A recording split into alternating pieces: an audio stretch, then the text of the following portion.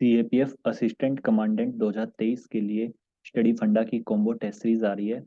इसमें आप लोगों को पेपर 1 की टेस्ट सीरीज और पेपर 2 की टेस्ट सीरीज मिलेगी। प्लस में आपको पेपर 2 की लाइव क्लासेस भी मिलेगी, जो कि हमारी थीम वाइज होगी। पहले 50 रजिस्ट्रेशन के लिए ये फीस है 5,999 रुपये। उसके बाद ये फीस इंक्रीज हो जाएगी आप लोगों की 6,419 रुपीज़। अगर आप लोग सिर्फ पेपर 1 की टेस्ट सीरीज को परचेस करना चाहते हैं तो इसका प्राइस है 1,499 रुपीज़। लेकिन फर्स्ट 200 रजिस्ट्रेशन के लिए भी ये फीस आपको 999 पे करनी है। अगर आप लोगों को इनमें से कोई भी बैच खरीदना है तो आप लोग स्टडी फंडा के व्हाट्सएप नंबर पे कांटेक्ट कर सकते हैं 9050555858। इस वाली वीडियो में हम लोग पेपर 2 के पर्सपेक्टिव से इम्पोर्टेंट टॉपिक को डिस्कस करेंगे। पहला जो हमारा टॉपिक है वो है राइट टू इंफॉर्मेशन एक्ट 2005, जो कि आपका पेपर 2 के पर्सपेक्टिव से काफ़ी ज़्यादा इम्पोर्टेंट है। तो चलिए स्टार्ट करते हैं। सबसे पहले तो मैं आप लोगों को थोड़ा बेसिक बताना पसंद करूँगा। राइट टू इंफॉर्मेशन एक्ट 2005 ये था क्या? जैसा कि आप लोगों को नाम से क्लियर होगा, राइट टू इंफॉर्मेशन यानी कि आपको सूचना का अधिकार, ठीक है? तो बेसिकली ये जो कानून है ना, ये एम्पावर करता है सिटीजन्स को कि वो पब्लिक अथॉरिटीज से क्या करता है? एम्पावर करता है। किसको एम्पावर करता है? सिटीजन्स को, कि वो पब्लिक अथॉरिटीज से इंफॉर्मेशन ले सकते हैं। नाउ इम्पोर्टेंट चीज़ क्या है इसमें? इम्पोर्टेंट चीज़ ये है कि सर ये पब्लिक अथॉरिटी है कौन? ये पब्लिक अथॉरिटी है कौन? ये पब्लिक अथॉरिटी हमारी मेंशन है आरटीआई एक्ट के सेक्शन 2 सब क्लोज एच में। इसके अकॉर्डिंग ये बोला गया है कि पब्लिक अथॉरिटी का मतलब है कोई भी ऐसी बॉडी जो कि कॉन्स्टिट्यूशन के अंडर मेंशन है। फॉर एग्जांपल जैसे कि सुप्रीम कोर्ट हो गया, इलेक्शन कमीशन ऑफ इंडिया हो गया, कैग हो गया, यूपीएससी हो गया। ओके। दूसरा, कोई भी ऐसी बॉडी जो कि सेंट्रल या स्टेट लॉ के द्वारा बनाई गई है, सेंट्रल या स्टेट लॉ के द्वारा बनाई गई है, ऐसी बॉडी से भी तुम लोग इन्फॉर्मेशन ले सकते हो। प्रोसीजर क्या इन्फॉर्मेशन लेने का, वो अभी हम लोग आगे डिस्कस करेंगे। तो सेंट्रल या स्टेट लॉ के द्वारा, एग्जांपल के तौर पे, for example national human right commission, for example CBI, are you getting it? For example state human right commission. तो इस तरह की बॉडीज जो कि सेंट्रल या स्टेट लॉ के द्वारा बनाई गई है, वो भी आपकी पब्लिक अथॉरिटी के अंडर आएगी। अब हम ये पब्लिक अथॉरिटी को मेंशन क्यों कर रहे हैं? मेंशन इसलिए कर रहे हैं क्योंकि भाई साहब, जो आपका राइट टू इन्फॉर्मेशन वाला अधिकार है ना, जो आपका राइट है, वो बेसिकली आप पब्लिक अथॉरिटी से ही ले सकते हो। अब ये पब्लिक अथॉरिटी कौन कौन है, वो सेक्शन 2 सब क्लोज एच में मेंशन्ड है। क्लियर हो गया? नेक्स्ट कौन सा? कोई भी ऐसी बॉडी जो कि गवर्नमेंट ने नोटिफिकेशन के द्वारा क्रिएट की हो। एग्जाम्पल के तौर पे, एग्जाम्पल हो गया नीति आयोग। क्लियर है? एग्जाम्पल हो गया नीति आयोग। अब और सर बस यही रहेगा? नहीं, ऐसी कोई भी बॉडी जो कि बेसिकली ओन्ड या कंट्रोल, मतलब कि या तो वो गवर्नमेंट की है, या गवर्नमेंट उसको कंट्रोल करती है, या गवर्नमेंट उसको फाइनेंस करती है, या गवर्नमेंट उसको फाइनेंस करती है, यानी कि ओन करती है, गवर्नमेंट की है, कंट्रोल करती है गवर्नमेंट, या गवर्नमेंट उसको पैसा देती है। तो ऐसी बॉडी से भी आप लोग इंफॉर्मेशन ले सकते हो, और ये भी आप लोग की पब्लिक अथॉरिटीज के अंडर ही आएगी। Is that clear? नेक्स्ट हो गया, कोई भी, जैसे आप लोगों ने एनजीओ देखे होंगे, कुछ एनजीओ होते हैं जो कि स्पेशल कोज के लिए बनाए जाते हैं। गवर्नमेंट उनको भी सपोर्ट करती है। कैसे सपोर्ट करती है? कुछ पैसे वैसे देके, आर यू गेटिंग इट? उनको फाइनेंस देके। तो उस तरह के एनजीओ भी आप लोगों के पब्लिक अथॉरिटीज के अंडर आएंगे। Is that clear guys? चलो आगे बढ़ते हैं। अब right to information act, right to information act 2005, अभी इसको 2019 में अमेंड किया था। ठीक है, इसमें एक अमेंडमेंट किया गया। कब किया गया? 2019 में। तो क्या क्या चीजें हैं जो चेंज हुई थी 2019 में? पहले तो हम लोग उसके बारे में बात कर लेते हैं। ठीक है, ओके। पहले क्या था? पहले ये था, एक्चुअली ना, राइट टू इंफॉर्मेशन वाला जो अधिकार है ना, आपको देता कौन है? ये देता है आपको सीआईसी और आईसी। सर ये सीआईसी क्या है? सीआईसी हो गया central information commissioner, central information commissioner. IC क्या हो गया? Information commissioner. Is that clear? आप लोगों को, फॉर एग्जांपल, आप लोगों को ये देखना है कि भाई साहब, जैसे ना आप लोगों ने स्टेट पीसीएस है, कि स्टेट पीसीएस की आपको कॉपी निकलवानी है। ठीक है, स्टेट पीसीएस की आपको कॉपी निकलवानी है। फॉर एग्जांपल आपने बीपीएससी दिया और आप चाहते हो, मैं ये देखना चाहता हूँ कि मेरी कॉपी में कितने क्या मार्क्स आए, कितने क्या नहीं आए। तो आप लोग एक आरटीआई डालोगे, राइट टू इन्फॉर्मेशन डालोगे, और उसमें आई थिंक 10 या 15 रुपए फीस होती है उसकी। ठीक है। और सब कुछ कौन से ऑफिस को आप दे रहे हो, क्या किस पर्पज के लिए दे रहे हो, सब कुछ यहाँ पे अपने फॉर्म डाल के मेंशन करोगे। ठीक है। तो एक पर्टिकुलर टाइम फ्रेम के अंदर डीपीएससी को आपकी कॉपी प्रोवाइड करनी करनी पड़ेगी। Is that clear guys? Okay. तो आप कोई भी इंफॉर्मेशन ले सकते हो। और कैसी इंफॉर्मेशन? फॉर एग्जाम्पल आपके शहर में एक ब्रिज बन रहा है। ठीक है। आपके शहर में एक ब्रिज बन रहा है, आपको ये देखना है कि उसका कितना परसेंट काम कंप्लीट हो गया और ये कितना क्या पैसा लग रहा है, इसमें कितना क्या, सारी डिटेलिंग देनी है। तो आप इसकी भी आरटीआई डाल सकते हो, इसकी भी आरटीआई डाल सकते हो। और आरटीआई से ना क्या होता है ना, जितने सारे स्कैम्स होते हैं ना, एग्जाम्पल के तौर पे जो कॉमनवेल्थ गेम स्कैम्स हुआ था दिल्ली में, वो एक आरटीआई के थ्रू ही एक तरह से उजागर हुआ था। ठीक है। और एक आदर्श हाउसिंग सोसाइटी स्कैम था, वो भी एक मतलब किसी ने आरटीआई डाली थी, तब जाके पता लगा था ऐसे कुछ स्कैम हो रहे हैं। Are you getting it guys? अब बाद में ना कभी कभी ये हो जाता है, फॉर एग्जांपल आपने किसी पर्टिकुलर डिपार्टमेंट से आरटीआई डाली। ठीक है। मतलब कि आपने किसी डिपार्टमेंट में आरटीआई डाली, आपको कुछ सूचना चाहिए, मतलब कुछ जानकारी चाहिए, आपको कुछ शक है कि यहाँ पे कुछ धांधलेबाजी हो रही है, समथिंग लाइक दैट। तो बाद में क्या होगा ना, बाद में फॉर एग्जांपल जिन बंदों के डिपार्टमेंट में आपने डालना, उन बंदों ने आपको मरवा दिया। ठीक है। तो ऐसे बहुत सारे इंस्टेंसेस देखने को मिले थे। फॉर एग्जांपल एक ये जो हाईवे हाईवे बन रहा था ना हमारा, क्वाड्रिलेटरल वाला है ना, उसमें कुछ स्कैम हुआ था। किसी ने आरटीआई डाल के इस स्कैम को वो किया था, मतलब कि लाइमलाइट में लेके आया था। बाद में जो आरटीआई एक्टिविस्ट है ना, उनकी डेथ हो गई थी। ओके। तो काफी ज्यादा आरटीआई एक्टिविस्ट जो है ना, उनकी डेथ भी हो जाती है इन्हीं सब रीजंस की वजह से। Is that clear guys? अब ना हम लोग ये देख रहे थे कि आरटीआई अमेंडमेंट 2019 ने क्या क्या फेरबदल किया। पहले क्या होता था ना, पहले जो सीआईसी और आईसी होते थे, इनका जो टेन्योर होता था, इनका होता था 5 साल, यानी कि 5 साल तक ये फिक्स रहेंगे। अब ना 2019 में अमेंडमेंट करके ये बोला गया, अब इनका जो टेन्योर है ना, वो सेंट्रल गवर्नमेंट नोटिफाई करेगी। कौन नोटिफाई करेगा? सेंट्रल गवर्नमेंट नोटिफाई करेगी। Is that clear guys? Okay next. अब नेक्स्ट है सैलरी। पहले क्या होता था, पहले जो ये है ना, सेंट्रल इंफॉर्मेशन कमिश्नर, इनकी जो सैलरी होती थी वो आपकी इलेक्शन कमिश्नर के बराबर होती थी। मतलब कि जितना चीफ इलेक्शन कमिश्नर को सैलरी मिलती है, उतनी ही इन्हीं को मिलेगी। ठीक है। अभी क्या हो गया, अभी सेंट्रल गवर्नमेंट डिटरमाइन करेगी आपको कितनी सैलरी मिलेगी, कितनी नहीं मिलेगी। पहले कंडीशन ऑफ सर्विस और ये सब जो था, वो कहीं ना कहीं आरटीआई में मेंशन था। ठीक है। मतलब कि आपका term and condition of service, उसको आपको लीगल प्रोटेक्शन भी थी कि इन केस अगर आप पे कुछ कार्रवाई होती है, ये होता है, तो वो आपको कुछ प्रोटेक्शन दी गई थी। ठीक है। क्योंकि आपका काम ही ऐसा है। Are you getting it? आपका काम क्या है यहाँ पे, चीफ इंफॉर्मेशन कमिश्नर का, कि इनको इन्फॉर्मेशन देना। और हो सकता है भाई वो जो इन्फॉर्मेशन है, वो किसी पर्टिकुलर नेता को पसंद ना आए। Are you getting it guys? ठीक है। तो कहीं फंसने के ज्यादा चांसेस रहते हैं, तो इनको ना लीगल प्रोटेक्शन दी जाती थी इसके अंडर, आरटी एक्ट के अंडर। अब ना यहाँ पे क्या होगा, अब क्या होगा, अब सब कुछ सेंट्रल गवर्नमेंट डिसाइड करेगी। और जो भी सेंट्रल गवर्नमेंट डिसाइड करेगी, वो चीफ इंफॉर्मेशन कमिश्नर और इंफॉर्मेशन कमिश्नर पे बाइंडिंग होगा। क्लियर है? और जो फाइनल इंटरप्रिटेशन है, वो भी सेंट्रल गवर्नमेंट की होगी। तो आप देख रहे हो कि सारी की सारी पावर कहीं ना कहीं सेंट्रलाइज्ड हो गई, यानी कि सारी की सारी पावर कहीं ना कहीं सेंटर के पास आ गई। Is that clear guys? तो ये आपका आरटीआई का थोड़ा बहुत बेसिक था। अब हम लोग आरटीआई को कवर करते हैं। देखो, राइट टू इंफॉर्मेशन एक्ट कब इनेक्ट हुआ था? 2005 में। ऑब्जेक्टिव क्या था? ऑब्जेक्टिव था ट्रांसपेरेंसी को इनहेंस करना, अकाउंटेबिलिटी को लेके आना, और करप्शन को खत्म करना। ऑब्वियस सी बात है कि अगर आप लोगों को, फॉर एग्जांपल अपना, मैं आप लोगों को एग्जांपल देता हूँ, अगर आप लोगों को किसी पर्टिकुलर चीज के बारे में पता लगेगा, तो ऑब्वियस सी बात है ना, उससे ट्रांसपेरेंसी, अकाउंटेबिलिटी और करप्शन, ये सारी चीजें मतलब कम होगी। रिगार्डिंग इट, नाउ आरटीआई को बेसिकली माना गया है under article 21 and under article 19 close 1 सब क्लोज ए। ठीक है। अंडर ये जो आर्टिकल 19 है, ये क्या बोलता है? ये बोलता है freedom of speech and expression. लेकिन आप मुझे ये बताइए, आप खुद को एक्सप्रेस कब कर पाएंगे? जब आपको इंफॉर्मेशन हो, राइट? फॉर एग्जांपल, आपको किसी पर्टिकुलर ऑर्गेनाइजेशन के आप प्रोटेस्ट कर रहे हैं, प्रोटेस्ट क्यों कर रहे हैं? आपको प्रोटेस्ट तभी करेंगे ना जब आपको कुछ इन्फॉर्मेशन मिलेगी। मैं एग्जांपल के तौर पे ऐसे बता देता हूँ, काफी सारे स्कैम होते हैं जैसे। ठीक है। पहले स्कैम पता भी तो लगना चाहिए ना कि कोई स्कैम हुआ है, तभी तो जाके तुम खुद को एक्सप्रेस करोगे ना, तभी तो जाके अपना कुछ डिसेंट शो करोगे ना गवर्नमेंट को। Are you getting it guys? ठीक है। तो पहले तो तुम्हारे पास जानकारी होनी चाहिए, उसके बाद ही तुम खुद को एक्सप्रेस कर पाओगे। ओके। अब आरटीआई की जरूरत क्यों पड़ी? सिटीजन्स को एम्पावर करने के लिए। ठीक है।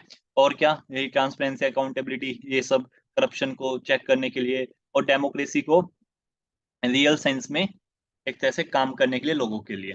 ठीक है, क्योंकि अब ना लोगों के पास इतना राइट है कि वो देख मतलब कि वो ले सकते हैं कि हाँ कौन सा पैसा कहाँ पे यूटिलाइज हो रहा है, अगर उनको कोई पर्टिकुलर इन्फॉर्मेशन चाहिए तो वो ले सकते हैं। क्लियर है? Okay.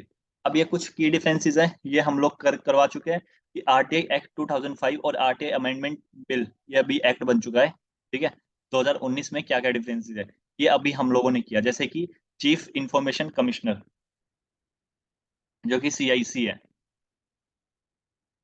Okay, and the information commissioner, इन दोनों का टेन्योर कितना होगा, 5 साल का होगा। क्लियर है? ओके। और इनका जो टेन्योर है, अब कौन, ये था ओरिजिनल एक्ट में आरटीआई 2005 में। अभी अभी कितना है, अभी सेंटर नोटिफाई करेगी इनके टेन्योर को, इंफॉर्मेशन कमिश्नर के टेन्योर को, स्टेट और सेंट्रल लेवल पे। क्लियर है? Pardon me guys, I think मैंने इसको सेंट्रल इंफॉर्मेशन कमिश्नर बोल दिया था पीछे, कोई दिक्कत नहीं, वो चीफ सेंट्रल। ठीक है। नाउ इनका सैलरी कैसे, सैलरी पहले बता दिया था मैंने, चीफ इलेक्शन कमिश्नर के इक्वल होता था, और ये सब अब कौन करेगा, अब इनका सेंट्रल गवर्नमेंट डिसाइड करेगी। ठीक है। ओके। अब मतलब कि if such official are receiving pension or other retirement benefit, their salary will be reduced by an amount equal to pension. Okay, ये सब छोड़ दो, ये बकवास है। ठीक है, सिर्फ अभी एज ऑफ नाउ ये दो चीजें याद रखो। तो गाइज ये है नेक्स्ट। अब ना इसमें आरटीआई एप्लीकेशन पिछले 15 सालों में कितनी फाइल हुई है, 33 मिलियन, यानी कि 33 मिलियन का मतलब कितना हो गया, 3.3 करोड़। ठीक है, जिसमें से 9% application resulted in second appeal. अब ये क्या होता है, ये होता है आपका पब्लिक इंफॉर्मेशन ऑफिसर। ठीक है, मतलब कि फॉर एग्जांपल आपको आरटीआई डालनी है किसी पर्टिकुलर चीज से रिलेटेड, तो आप अपनी एप्लीकेशन इनको दोगे, इनके पास ना कुछ टाइम बाउंडेशन होती है। ठीक है, आई थिंक 30 डेज के अंदर ना इनको आंसर करना होता है। ठीक है, इन केस ये 30 डेज के अंदर आंसर नहीं करते तो आगे जा सकते हो। ओके, एंड सेकंड कंडीशन क्या होती है आगे अपील करने की, सेकंड कंडीशन होती है, लेट्स से इन्होंने कोई अपनी इंफॉर्मेशन दे दी, but you are not satisfied with this information, और आपको लग रहा है कि कुछ झोल हुआ है। ठीक है, तो 90 डेज के अंदर, यानी कि 3 मंथ के अंदर, आपके पास 3 महीने का टाइम है, 3 महीने के अंदर आप सेकंड अपील जा सकते हो, जो कि आपकी चीफ इंफॉर्मेशन कमिश्नर या फिर जो स्टेट इंफॉर्मेशन कमिश्नर है इनको होगी। Is that clear guys? Okay. Now 30 ये कितना हो गया, 220,000 केसेस आर पेंडिंग, यानी कि 2.2 लाख केसेस आर पेंडिंग। ठीक है, 24% of the information commissioner post lying vacant in 28 state. तो ऑब्वियस सी बात है ना, कुछ इश्यूज भी शो कर रहा है। ठीक है, इश्यूज क्या क्या हो गए, जैसे जैसे इश्यूज आप लोग ये समझ सकते हो कि पेंडेंसी ऑफ केसेस हो गया यहाँ पे। दूसरा इशू क्या है कि लैक ऑफ स्टाफ हो गया। ठीक है, मतलब कि इनके पास स्टाफ ही नहीं है एक तरह से। Is that clear? ओके, आगे बढ़ते हैं। सिटीज है जो कि आरटीआई के है, जैसे कि काफी जनरल जनरल से पॉइंट है कि ये सिटीजन्स को इंपावर करते हैं। कैसे इंपावर करते हैं कि क्वेश्चन करे, audit, review, examine, access government act and decision. तो ये काफी काफी मतलब कि नॉर्मल नॉर्मल सी चीजें दी हुई है यहाँ पे कि सिटीजन्स को बेसिकली क्या होता है, सिटीजन के पास राइट है, citizen has right to seek information from the state, कि वो स्टेट से इन्फॉर्मेशन ले सकता है। और अगर वो स्टेट से इन्फॉर्मेशन लेगा तो ये क्या प्रमोट करेगा, ओपननेस को, ट्रांसपेरेंसी को, अकाउंटेबिलिटी को।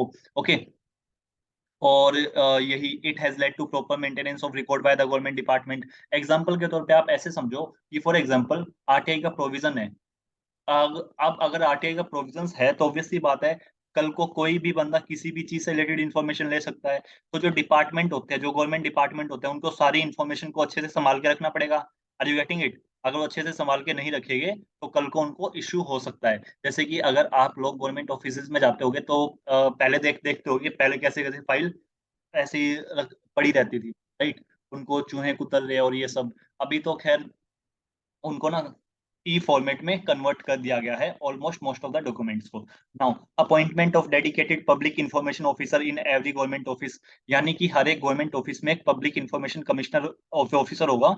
पब्लिक इंफॉर्मेशन ऑफिसर, इसका काम क्या होगा, इसका काम होगा बॉस कि फॉर एग्जांपल आपने आरटीआई डाली है पर्टिकुलर पोस्ट ऑफिस डिपार्टमेंट से रिलेटेड, आपको कोई इन्फॉर्मेशन चाहिए, तो वो आपकी जो आरटीआई वाली वो है वो जाएगी इसके पास, उस पर्टिकुलर गवर्नमेंट ऑफिस है ना जो पोस्ट ऑफिस वाला, उसमें जो पीआईओ होगा उसके पास रहेगी, वो आपको इन्फॉर्मेशन देगा। Is that clear guys? और सुप्रीम कोर्ट ने ये बोला, supreme court held that RTI act supersedes official secret act, just shifting the approach of governance toward more transparency. मतलब कि ना पहले क्या होता ना, कुछ ऑफिशियल सीक्रेट एक्ट, कुछ इन्फॉर्मेशन है जो कि आप लोग मतलब ना गवर्नमेंट या ये सब नहीं दे सकते, पब्लिक अथॉरिटी डिस्क्लोज नहीं कर सकती। जो इन्फॉर्मेशन भारत की सोनिटी एंड इंटीग्रिटी के लिए है, उनको तो ऑब्वियस सी बात है तुम नहीं शेयर कर सकते। ठीक है, क्योंकि अगर उससे security of nation, sovereignty of nation, integrity of nation, इनको खतरा हो रहा है आपकी इंफॉर्मेशन देने से, तो वो नहीं दी जाएगी पब्लिक डोमेन में। Is that clear guys? Okay, तो सुप्रीम कोर्ट ने बोला था कि आरटीआई एक्ट जो है ना वो ऑफिशियल सीक्रेट एक्ट से बढ़ के है, ठीक है। तो एक तरह से एक स्टेप है कि हमारी जो गवर्नेंस है वो ट्रांसपेरेंसी की ओर ज्यादा जा रही है। Is that clear? कुछ सीक्रेट्स को दे दिया जाता है, लेकिन ना इसका मिसयूज भी किया जाता है सेंट्रल गवर्नमेंट के द्वारा। फॉर एग्जांपल, हम किसी भी इंफॉर्मेशन को लेने के लिए जाते हैं ना, तो सेंट्रल गवर्नमेंट कभी कभी ये बोल देती है कि ये पर्टिकुलर इंफॉर्मेशन सेक्शन 8 या सेक्शन 9 के अंडर आती है। और सेक्शन 8 और 9 जो है आरटीआई एक्ट का, उसमें जो इन्फॉर्मेशन है वो प्रोहिबिटेड है, यानी कि उसको शेयर नहीं किया जा सकता। Is that clear guys? Okay, next, RTI has seen a wide, हाँ मतलब आरटीआई से ना women empowerment, youth development, democratic right and entitlement of underprivileged, abuse of executive discretion, strengthening of participative and good governance, ये सारी चीजों का एक तरह से काफी ज्यादा वाइड कवरेज है आरटीआई की, क्योंकि आप तो किसी भी चीज से रिलेटेड आरटीआई डाल सकते हो, राइट। फॉर एग्जाम्पल, कोई पर्टिकुलर स्कीम है, आपको ये देखना है इस स्कीम में कितना क्या पैसा अलॉट हुआ था, कितना क्या स्पेंड हुआ है, इसका क्या क्या रिजल्ट, आप इसकी भी आरटीआई डाल सकते हो। Are you getting it guys? Okay, next, RTI has also led to the unearthing of various scam मैंने बता ही दिया था, जैसे आपका कॉमनवेल्थ स्कैम हो गया, ये क्रोफोर्ड मार्केट रीडेवलपमेंट इश्यू हो गया मुंबई में। तो दो तीन एग्जांपल है, आप आदर्श हाउसिंग का बोर्ड हो गया, ऐसे दो तीन एग्जांपल आप लोग रट सकते हो कि हाँ, आरटीआई की वजह से ऐसे ऐसे, जैसे 2G कॉल स्कैम हो गया, ठीक है। तो ये सारे स्कैम्स जो है अनर्थ हुए, यानी कि हमें इनका पता ही नहीं लगता अगर आरटीआई जैसा कोई प्रोविजंस नहीं होता तो। Is that clear? ओके, अब चैलेंजेस क्या है, सबसे पहला चैलेंजेस हम लोग पढ़ लेते हैं। तो चैलेंजेस क्या क्या, पहला चैलेंजेस है एप्लीकेबिलिटी, यानी कि इसको हम लोग ध्यान से समझते हैं। देखो, ये बोल रहा है कि just 1 minute guys, let me change करते हैं। Okay, applicability.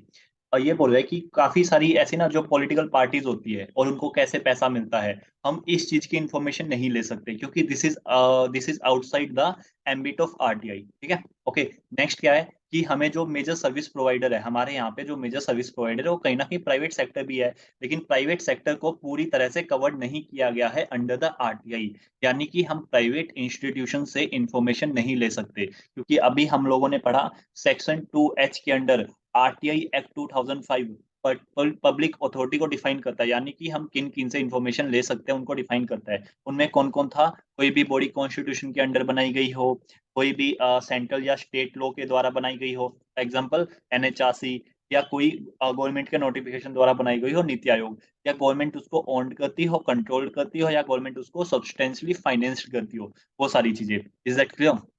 नेक्स्ट क्या है, एग्जाम्पशन और qualified applicability like that of judiciary, मतलब कि हमारे यहाँ पे कुछ ऐसी बॉडीज भी है जो कि पब्लिक अथॉरिटी के अंडर तो आती है। एग्जाम्पल के तौर पे अभी मैंने बताया सेक्शन 2H में क्या मेंशन है कि कोई भी अगर कॉन्स्टिट्यूशन के अंडर कोई बॉडी बनी हुई है तो वो भी आपकी पब्लिक अथॉरिटी के अंडर आती है, तो जुडिशरी भी तो कॉन्स्टिट्यूशन के अंडर है, बट ये आपकी आरटीआई के अंडर कवर नहीं होती। Is that clear guys? Okay, next क्या है, version of RTI by the invocation of intellectual property right, यानी कि आपकी आरटीआई की एप्लीकेशन को रिजेक्ट किया जा सकता है या मना कर दिया जाएगा आपको इन्फॉर्मेशन देने से on the ground of intellectual property right. Is that clear?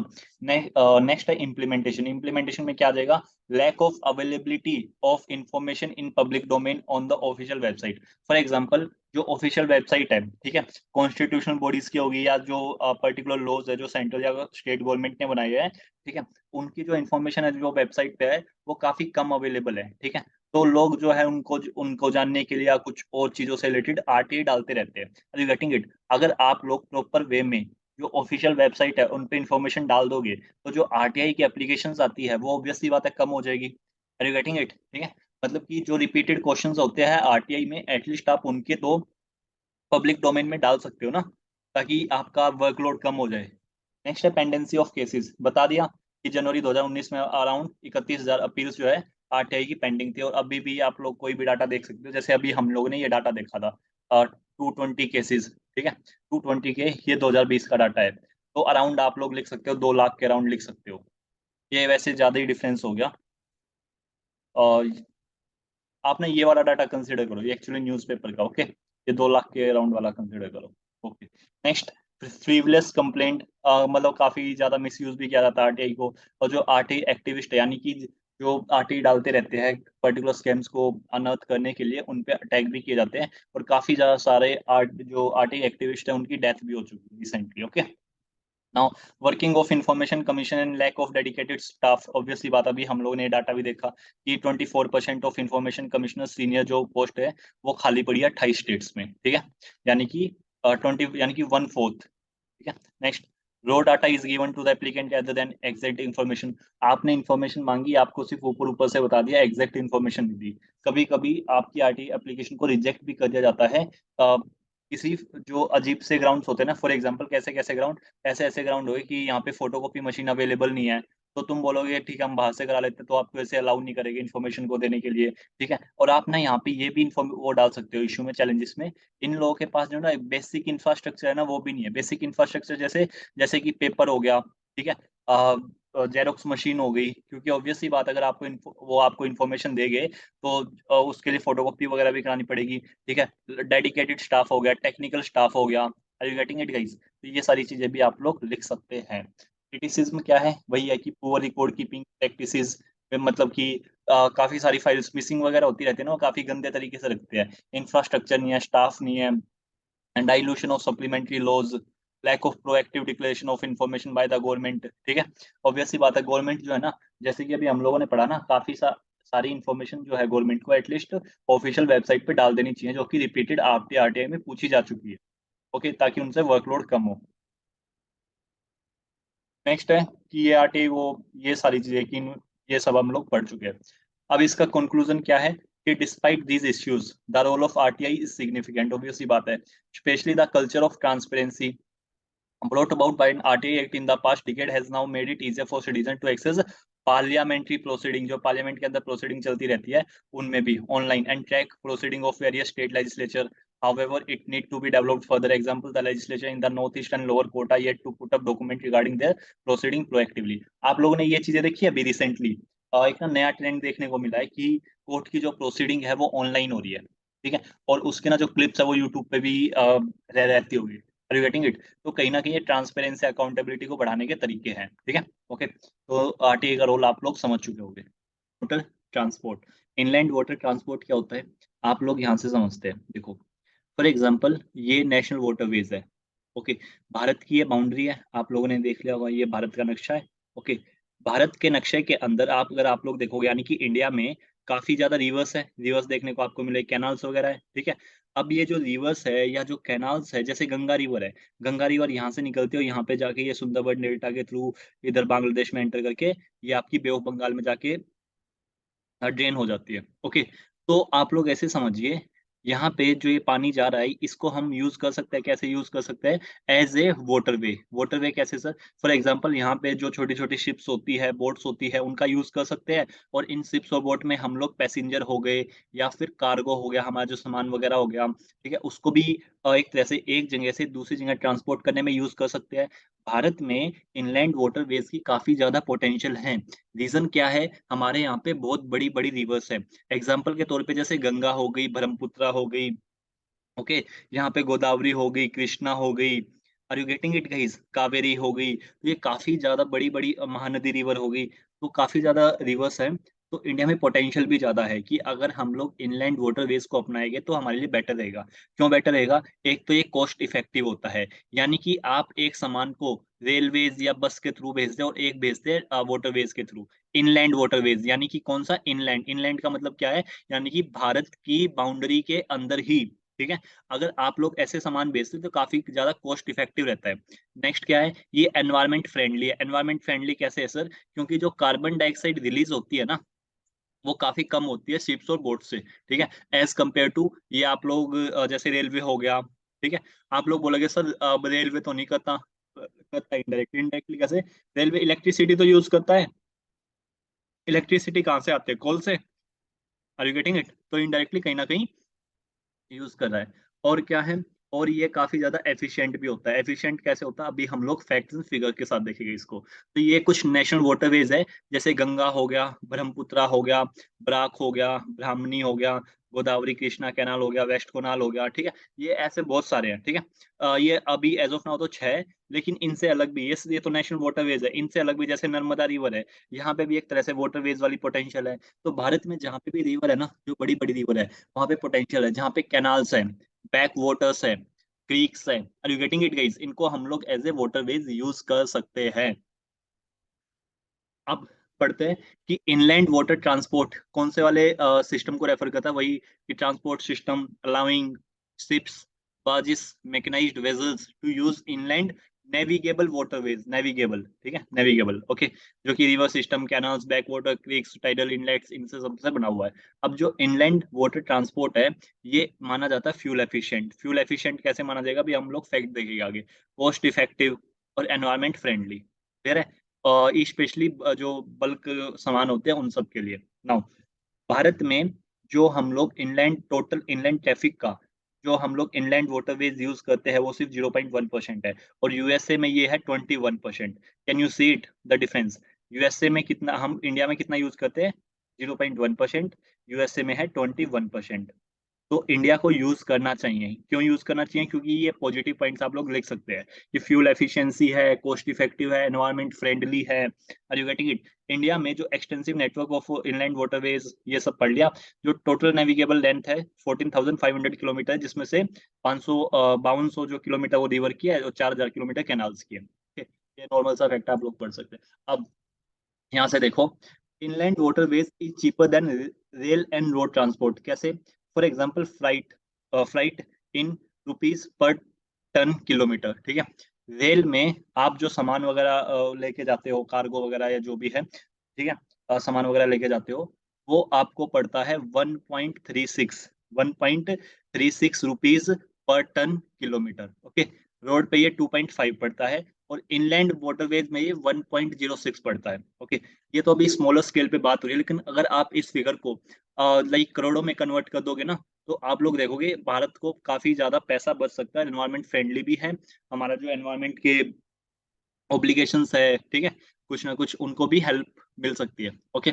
Now using inland waterways wherever feasible, हमको इनलैंड वाटरवेज को यूज करना चाहिए जहाँ पे भी फिजिबल हो, ठीक है। इससे हमारा जो ट्रांसपोर्टेशन कॉस्ट है वो कम होगा, टाइम भी बचेगा, प्लस में इसका जो है स्पिल ओवर इफेक्ट होगा कहाँ पे? मैन्युफैक्चरिंग एंड एक्सपोर्ट कॉम्पिटिटिवनेस में, ठीक है। Cargo movement on national waterways has grown steadily in the last 7 year. तो जो कार्गो मूवमेंट है नेशनल वाटरवेज पे, कितने हैं अभी नेशनल वाटरवेज? अभी हम लोगों ने देखा था पीछे 6 है अराउंड, ठीक है। उन पे जो पहले इनका जो यूज है ना, वो बढ़ता जा रहा है। फॉर एग्जाम्पल 2014-15 में 6.59 मिलियन टन का कार्गो जाता था, अभी as of now 80 million ton के अराउंड है ये, एज ऑफ नाउ, ठीक है। कैन यू सी कि अब हम यूज तो कर रहे हैं। अब इसके एडवांटेज क्या क्या है? इसके एडवांटेज आप लोग पढ़ सकते हैं कि a well coordinated inland waterways network could bring a fundamental alteration in the logistic scenario of the country। Obvious सी बात है, ठीक है, काफी बेसिक सी चीज है ये। Next, waterways can decongest road including highways by moving cargo away। ये भी आप लोग इजीली देख सकते हैं, ठीक है। decongest road का मतलब समझ रहे हो ना? जैसे आप लोगों ने देखा होगा बड़े बड़े ट्रक जा रहे हैं, उनमें बड़ा बड़ा सामान जा रहा है, तो रोड को कंजेस्टेड कर देते हैं, यानी कि वहां पे काफी ज्यादा ट्रैफिक जैम वगैरह लग जाता है। आप वाटरवेज के थ्रू इनको वो कर रहे हैं, तो रोड को डिकंजेस्ट किया जा सकता है, ठीक है। प्लस में क्या है, वाटरवेज में आप लोगों को ना कोई लैंड एक्विजिशन का भी चैलेंज नहीं है। Are you getting it guys? आपको कोई लैंड थोड़ी ना एक्वायर करनी है किसी पर्टिकुलर उसको सेटअप करने के लिए, कुछ होनी चाहिए। नेक्स्ट क्या है, वाटरवेज काफी चीपर मोड ऑफ ट्रांसपोर्टेशन है, अभी हम लोगों ने देखा, ठीक है। प्लस में और क्या है, प्लस में ये एनवायरमेंट फ्रेंडली है, प्लस में फ्यूल एफिशिएंट है, ठीक है, फ्यूल एफिशिएंसी भी इसमें ज्यादा है, okay.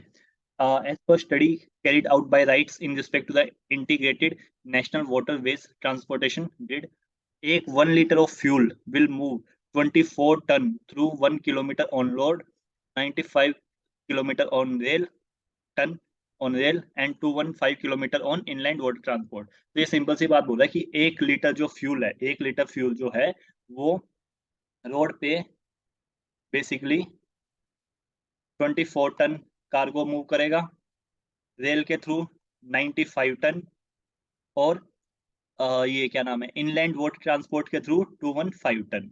Can you see the difference? 1 litre fuel ही अगर आप लोग उसको रोड ट्रांसपोर्ट में यूज करते हो, सिर्फ 24 टन के कार्गो को यानी कि सामान को ही मूव करेगा।